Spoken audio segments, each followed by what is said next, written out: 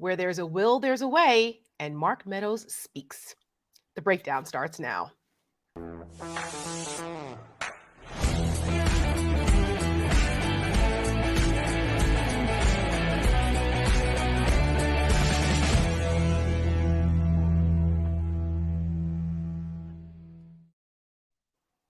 Good evening and welcome to the breakdown. I'm Tara Setmayer. This is the Rick Wilson, and we've got a packed show for you tonight.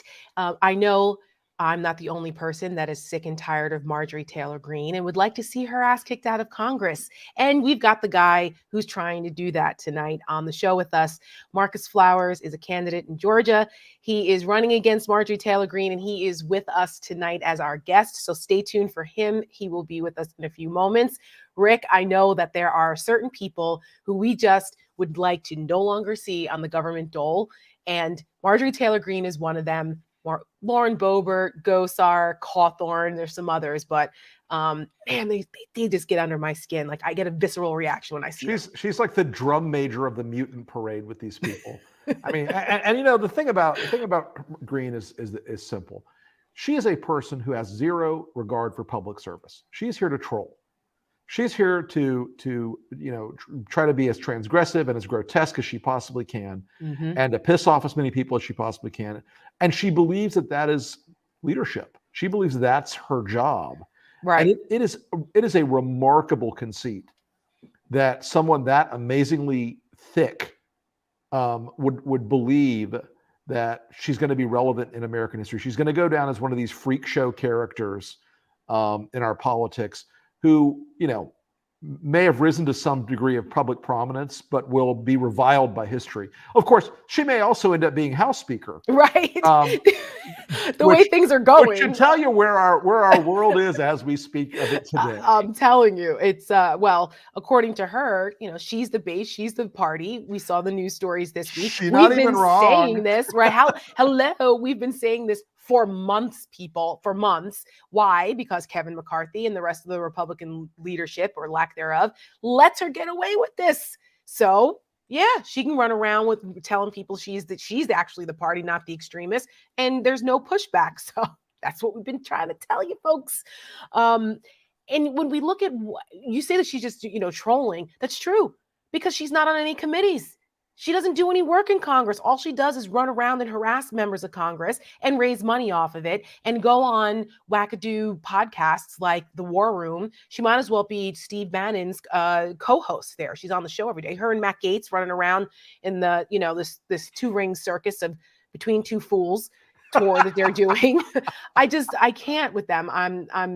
It's infuriating. I mean, we laugh so we can't cry, but but this is deadly serious too, because we're looking at the consequences of what happens when people like this are in power. You get January 6th, which brings me to our next headline. Mark Meadows, everyone's favorite chief of staff to hate. He's in some trouble. He's got these book excerpts out, and we found out now that he's, I guess, going to cooperate with the January 6th committee. He's going to show up, right? It's a men's, as we say in Italian, but he's going to show up, but he's still going to assert some executive authority in places that he feels is relevant. I don't know how he's going to get away with that, because that's not his determination to make. It's this administration's. But I'm curious to see how much he actually does talk, because shit gets real when you're under oath. Yeah, it really does. And you know this better than anybody, Tara. You've seen this up close and personal. Once you're under the hot lights and once you put your hand up and swear to tell the truth, there are going to be people who either lie or dissemble or stunt and pretend that they're not going to answer. But, a guy like Meadows doesn't have a lot of he's not a rich guy. He doesn't have a lot of other things in his future, unless he either cooperates and avoids jail or plays ball with the MAGA side. And that is a big bet for a guy like that. Does he really want to wait in jail for a couple of years on the hope that Trump pardons him if he gets reelected? It's a tough road to hoe for a guy like that, I think. Right. So, which makes it even more interesting that in his book, he talked about Trump. I wonder if they thought this was a good thing.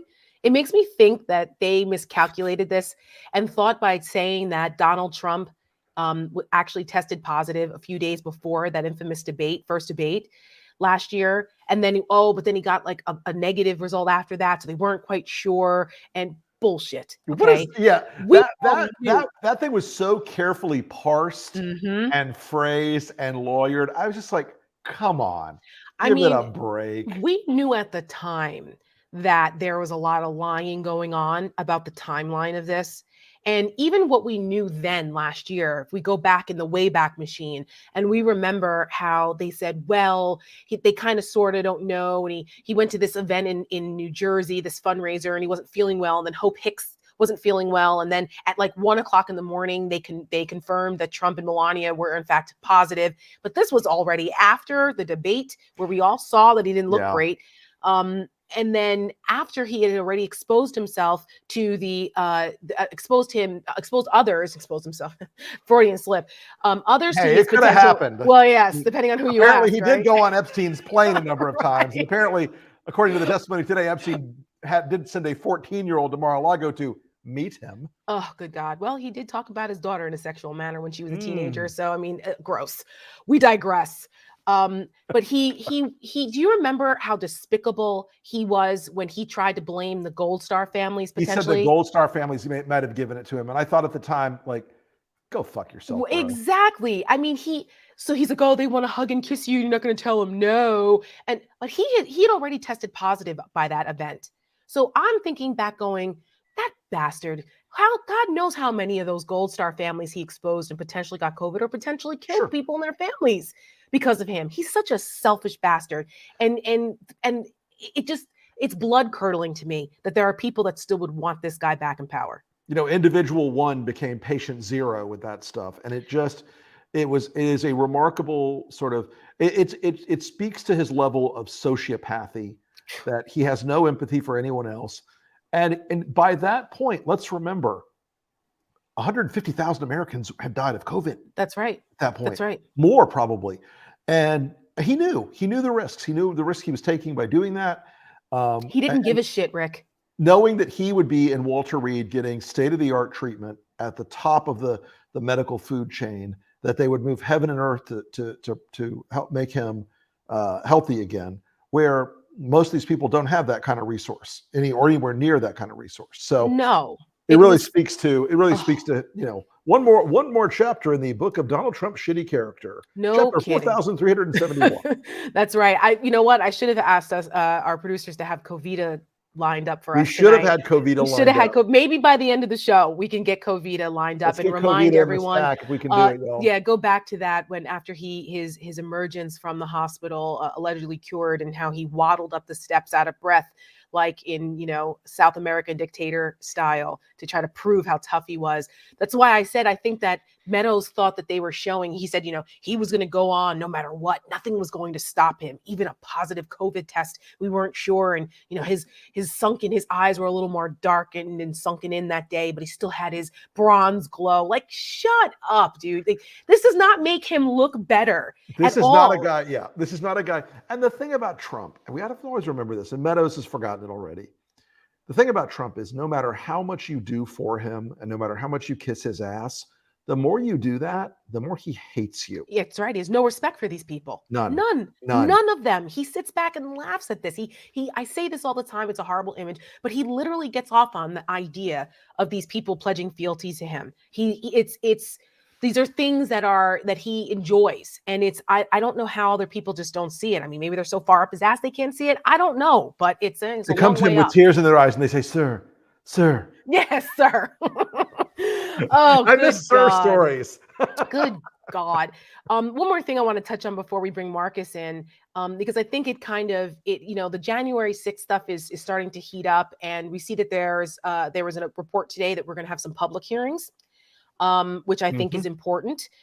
I'm hopeful that they don't become spectacles, that they are under control. Well, it won't be like the judiciary hearings during impeachment the first time around with Nadler, but I think the American people need to see some of this testimony publicly. They need to be reminded of what happened that day.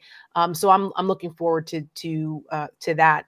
And the politics behind this. We see Joe Biden starting to get a little tougher, speaking out against Republicans, because I think there's been a frustration within the Democratic intelligentsia here saying, listen, we've got to start hammering this home, or else there's no point in having this committee, and there's no point in going this route if we're not going to have a collective voice warning people what happens if these Republicans are back in power again. That's right. That's right. So we'll see. Hopefully that'll work. Something else that's going to animate Democrats going into 2022 is this Mississippi abortion case that was heard before the Supreme Court. And I never thought that, however you feel about the issue, it's not really about the policy right now. Right. It's about the politics of it for us on the show. And I never thought that we'd be having a discussion that the potential overturning of Roe v. Wade would be something we were actually seriously looking at in any tangible way. If they uphold the Mississippi law, which a lot of law, analysts are saying that it's possible that they could, even if there's a compromise, it still weakens Roe. I think that will drive Democratic voters out in droves like we haven't seen in a long time, because they've been asleep at the wheel on this issue. Republicans, this has been a Republican dream for decades to get to this point. This has been the promised land for evangelical Republicans since well before I was in politics and in public life, well before, since the 1970s. And this has been the social conservative number one goal in the social conservative movement for decades, for generations in American politics. They are very close to achieving it. And it was because they engaged in a long march where they swallowed hard. They elected people that weren't right on their ideological preferences or priors in order to get majorities and get justices on the courts, both in the federal courts and finally on the Supreme Court, who would comprise, as you saw, I think this week in the hearings, an anti-Roe majority. Yeah. Now, I do think that the politics of this, we do not know yet where the politics are going on this. I suspect, though, what we knew about Republican women for a long time, suburban educated Republican women, a lot of those who were in our 2020 target set of what we call the Bannon line voters, they are largely pro-choice. Yeah. And they are, and a lot of men in that category, and I think this is a familiar feeling for a lot of people, they may have qualms about abortion, but they don't want the government making the decision. Right. So it's possible to view abortion as a moral hazard or moral problem, a moral issue, whether you're male or female. But it's also possible to not want the government to use the power of the state to do the things that we're seeing in Texas, that we will see in Mississippi. I mean, about 32 states will ban abortion. They have laws on the books already that basically ban abortion if Roe is overturned. So it's going to be very interesting, catalyzing moment in our politics. We don't know as a country yet what this is going to do. I don't think it is going to be pretty. No. I'm a pretty good hand at prediction when it comes to American political and social movements. I don't know where this is going to go yet, Tara. It's big. And we won't know until the summer, because the decision won't come down to like June. So there'll be plenty of time, and people need to wake up and pay attention, because elections have consequences. We heard from a Democratic group in DC yesterday. Oh yeah, we're going to start focusing on message back, sometime in the spring. Well, we're not. We're here. We're focusing on messaging right now. Yes. And that's why we're going to bring in a candidate for Congress running against Marjorie Taylor-Greene, Marcus Flowers, joining the breakdown right now. Marcus, welcome. Hey, Tara, Rick, thanks for having me, guys. Absolutely. Absolute pleasure to have you. So, Marcus, for those who don't know you, tell us a little about yourself. What's your name? Where you from? How'd you come to decide to run for Congress against this nutcase? Well, that's a bit of a long story. How much time you got here? Yeah, all you want, my friend. That's right. The floor is yours. A little bit about me. I was born in Troy, Alabama, birthplace of John Lewis. Grew up there until about 11 years old. I moved to Talladega, where I ended up in a children's home until about 18 years old. I joined the Army right out of high school. Spent about 2 decades overseas, working as a logistician and a compliance officer, and as a soldier, a defense contractor, and a government official. So I've served this country for about 30 years, 27 years to be exact, and some change. So service has been my life. Came back from overseas after being in Afghanistan and Iraq for about 10 years. I spent a decade there supporting the warfighter, supporting our troops all over the world, actually. That's a little bit about me. When I came back, I moved out to Oklahoma for a little while, working for DOD, overseeing contracts there. And then moved back to Georgia. This was home for me. This is where my family lived. And when I got back here in 2018, I started seeing things were a lot different than when I left them. And then we had the emergence of Marjorie Taylor-Greene. And I started seeing other things like the murder of George Floyd. Now, a little bit more about my background. Granddaddy was a farmer and a sheriff in rural Alabama in the 60s, 70s, and 80s before he died. Okay. Uncles were police captains, uncles who served as soldiers as well. So service has always been my life. But watching that, something clicked in me, seeing the callous murder of a Black man who could have been me or any other Black man that I know. That flipped a switch for me. I kept my head down working in government, wanted to retire in 10 years and ride off into the sunset. But then I started thinking about activism. I started reaching out to people and, seeing what people thought. That's what got me involved. Okay. Then I hear about Greene and I see some of the disparaging remarks she's making about Black and brown people at the time. This is before she was elected. Hasn't stopped. I reached out to her because she was going to be my representative. Mm-hmm. Reached out to her. I said, you got to walk some of that back. That's not who we are here in Northwest Georgia. Walk it back.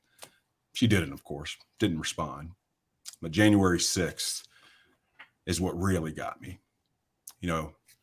Watching a Confederate battle flag being paraded through our Capitol rotunda while police officers are being beaten with an American flag, that flipped it for me.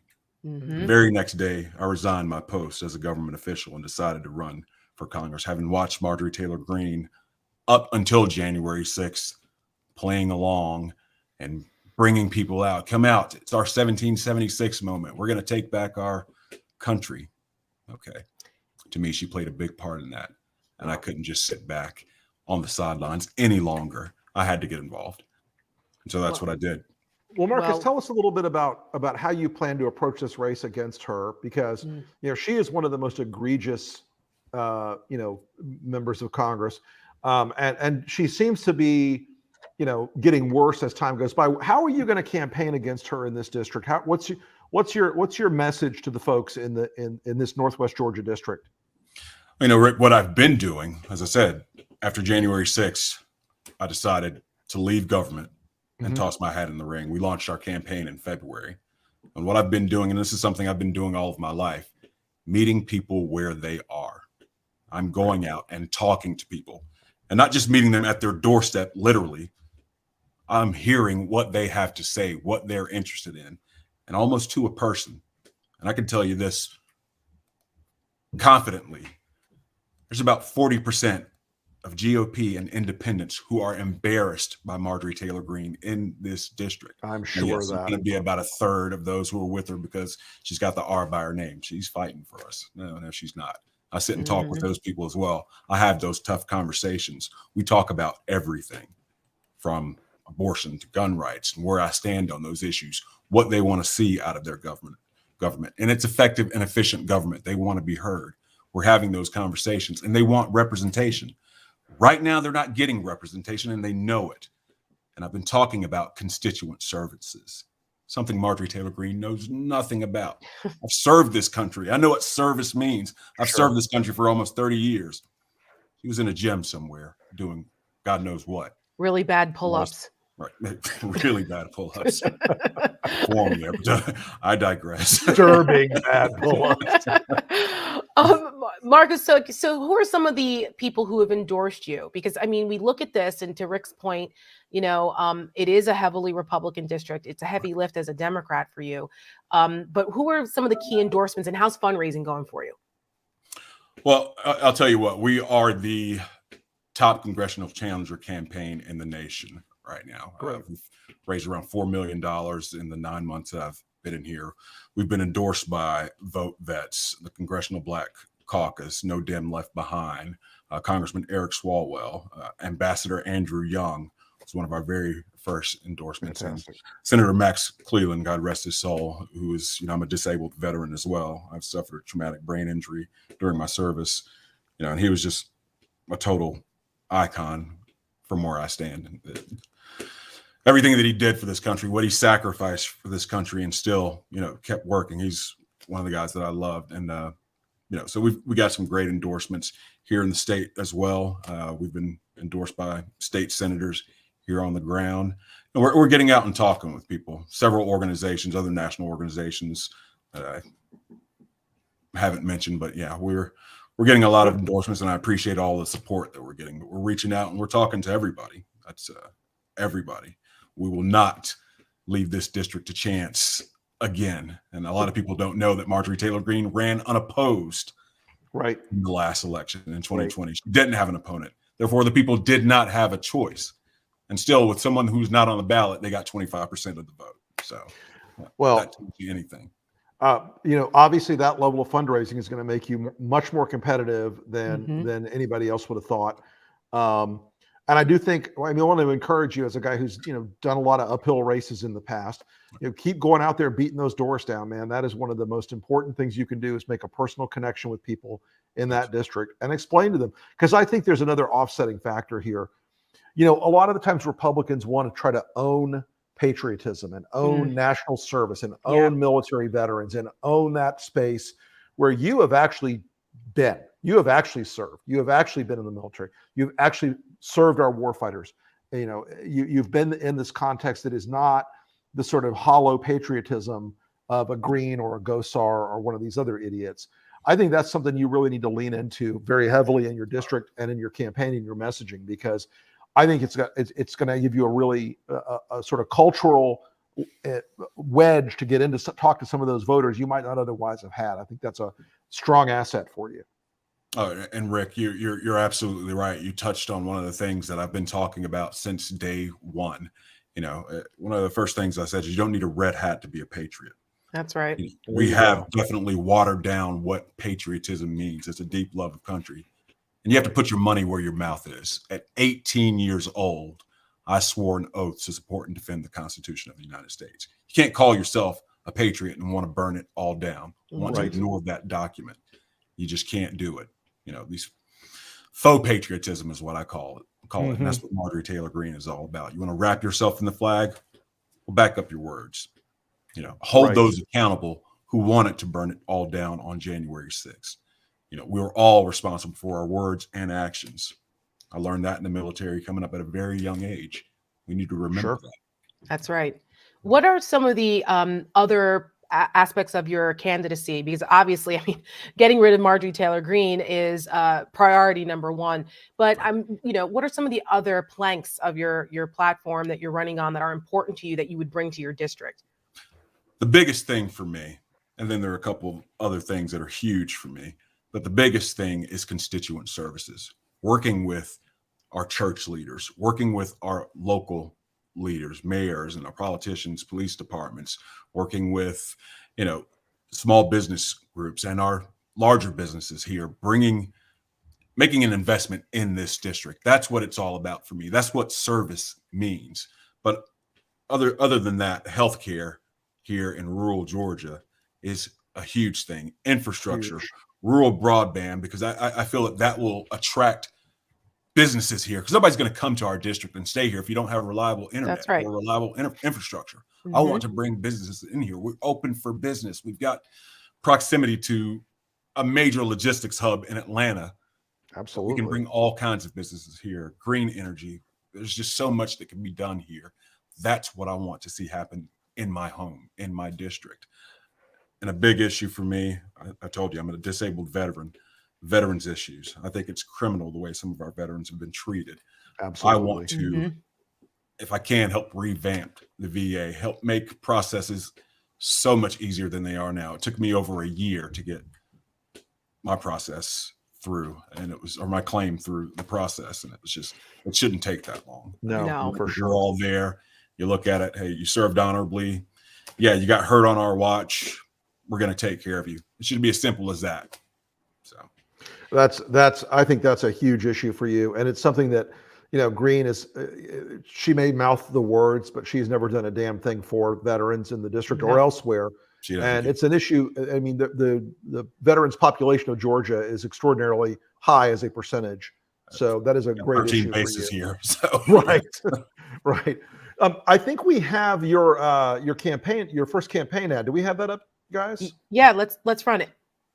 I'm Marcus Flowers, and I've spent my life serving this country in combat zones across the world. But I never thought I'd see one here in the United States. Q is a patriot. We know that for sure. That's Marjorie Taylor-Greene's America. Marjorie Taylor-Greene expressed support for executing Democratic members of Congress. Taylor-Greene said that a plane did not hit the Pentagon on 9/11. Her twisted conspiracy theories may have made her famous, but they haven't done a damn thing to help the people here in our district. And now I'm running for Congress because Georgians deserve better. Better health care, COVID relief, and real representation. My childhood wasn't easy. When I was 11, I moved into a children's home because my parents couldn't support me. So I learned to deal with bullies at an early age. At 18, after graduating high school, I joined the Army. My first overseas deployment was at an intelligence listening post in Central Europe on the doorstep of communism. I spent a decade in combat zones in Iraq and Afghanistan as a contractor for the Department of Defense and held top secret security clearance. I've witnessed firsthand the damage done by extremism, radicalism, and disinformation. And I won't stand by while people in Washington take us down the same path. The Army Corps values teach honor, personal courage, and selfless service. That's what I'll bring to Congress. I hope you'll join me on my next mission.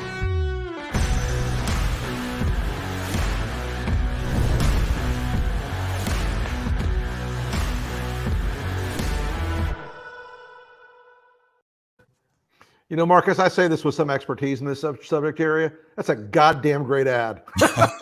that gets your character, I think, and punches through. That is a terrific piece.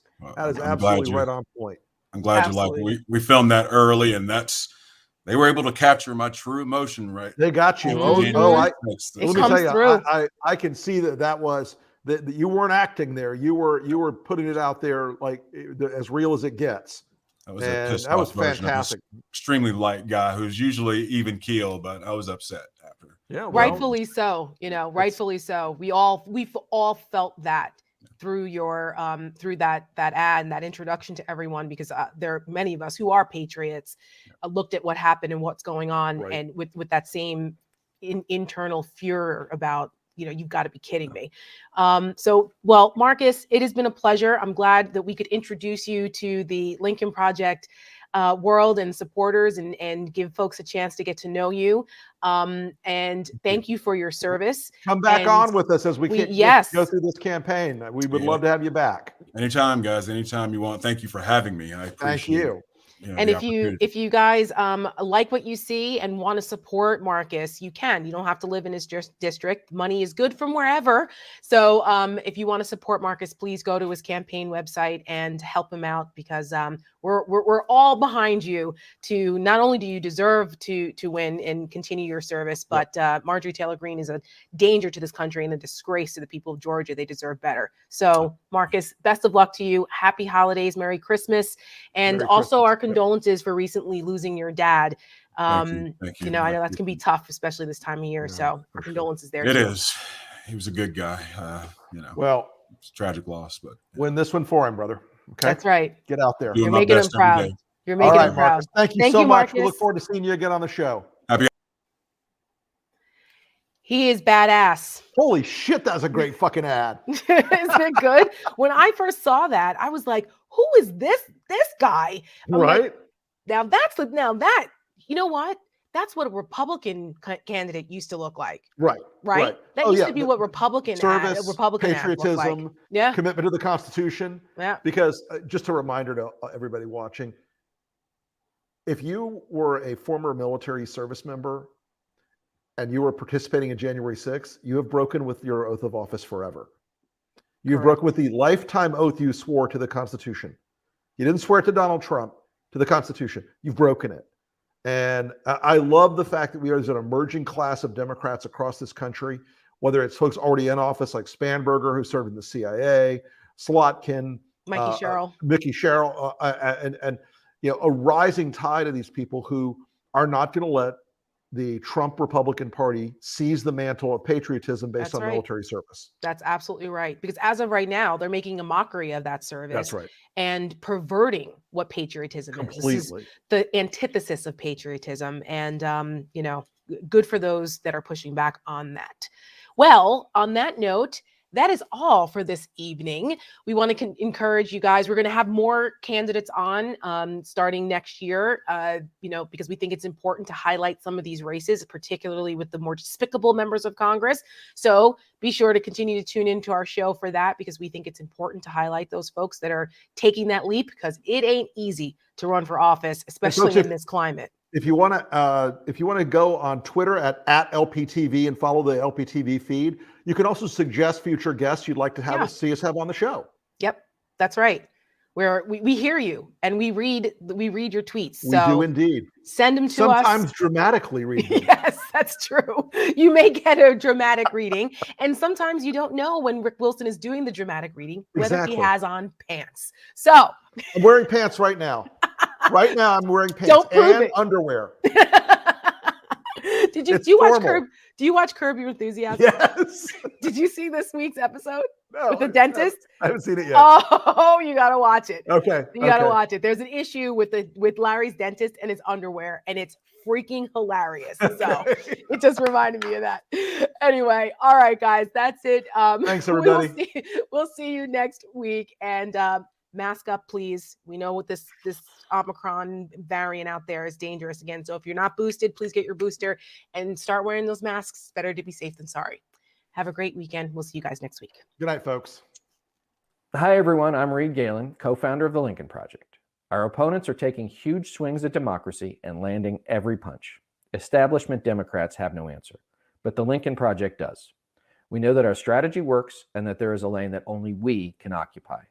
Until Democrats are willing to take the gloves off and define their opponents with a coordinated message that voters actually remember, we're going to have to do it. Because someone has to. It is why right now we're actively working against Texas Governor Greg Abbott and Florida Governor Ron DeSantis, and we'll be launching similar campaigns in the future to make sure that authoritarians can't just put their sheep's clothing on again and blend in with the pack. Voters will believe it if we're not careful. The Lincoln Project is ready for this fight, and you, thankfully, are a part of it. Go to lincolnproject.us to get more involved. Together we'll fight back and we will win. Thanks.